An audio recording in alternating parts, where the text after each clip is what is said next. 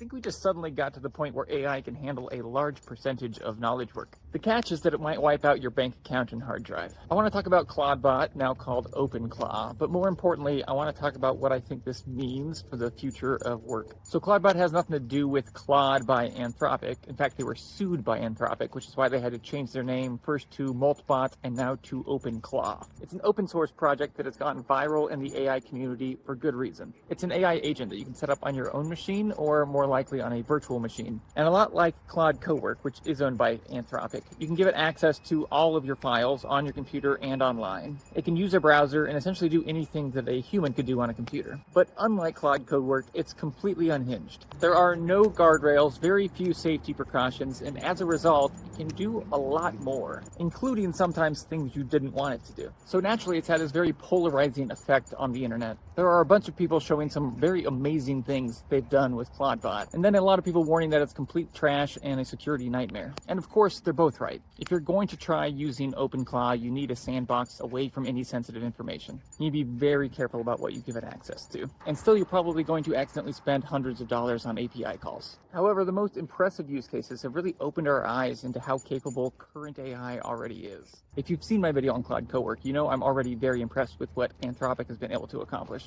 But I honestly thought we were like a year away from some of the things I've seen OpenClaw do. So like Cowork, OpenClaw is an AI assistant that lives on your computer. However, OpenClaw doesn't have its own app. You just talk to it through Discord or Slack or Telegram. But the big difference to me is the persistence. Instead of pulling in the AI assistant for a single task and then starting over again the next time you need to do a task, you treat it exactly the way you would treat an employee. You can just say, I want you to go through all my emails every morning and respond to them. And it'll go ahead and set up the routine and start doing that every morning. But then it'll also take initiative. I've seen several cases where ClawdBot goes and builds its own CRM system to keep track of customers. It's just building custom software on the fly and then updating and maintaining that software. And when you provide feedback or additional context, it just remembers it. You don't have to remind it every time you ask it to do another task. And then of course, just like Claude Cowork, it's updating files and websites directly. It's working inside of spreadsheets, it's creating social media accounts, it's passing CAPTCHAs. Now, of course, it still has all the fundamental problems that large language models have. It gets things wrong, it hallucinates, so it's a safety and security nightmare. But it shows us, or at least showed me, that what's possible is far more than what we're seeing from these big model makers. I have to imagine this is lighting a fire for Google and Anthropic.